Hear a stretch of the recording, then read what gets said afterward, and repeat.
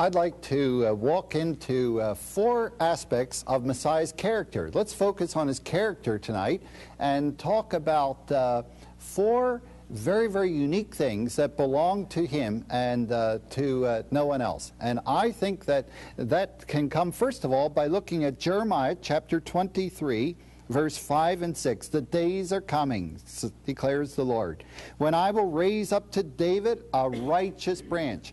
And there's the word, John, that I want to focus on tonight, branch. For we're going to talk about the Messiah under this new technical name. There are many technical names for Messiah. He is the seed. He is the anointed one. He is the branch. He is also the servant of the Lord. But tonight, this one, the branch. He is a king who will reign wisely and do what is just and right in the land. In his days, Judah will be saved, and Israel will live in safety. That's sort of unique. And this is the name by which he will be called, the Lord our righteousness.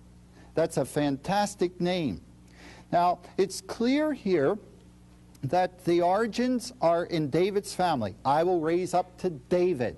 We've talked about this already in 2 Samuel 7. It will be from David's line. And this one who will come is known by another name than Messiah. He has numerous names, as we have suggested. Here he's called the branch.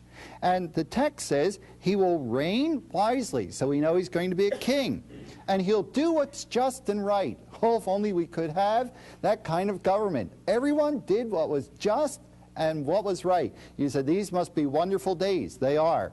These are the days when Messiah comes the second time. And what a time that will be. Israel will live in safety.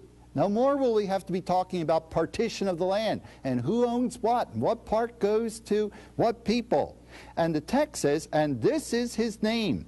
He doesn't say his name is, the Lord is our righteousness. Now some want to put the verb to be in there, but you can't do it. The Lord gives him a name.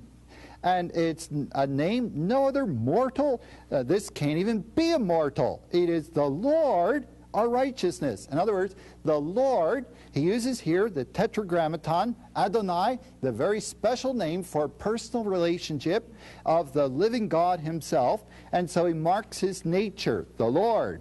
Then he marks his work. He says his work will be our righteousness. And yet the text says also he is from the very family of God and from the family of David. Now how are we going to do this? Someone from David's family and someone who also is divine. That's what we need if we're going to have this branch, this Messiah of the Lord.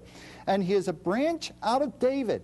And this is a picture. The early Jewish writers picked this up and they wrote the Gospel of Matthew. And Matthew's Gospel mirrors this branch whose origins are found in David and yet who is God himself. That's the Messiah pictured here.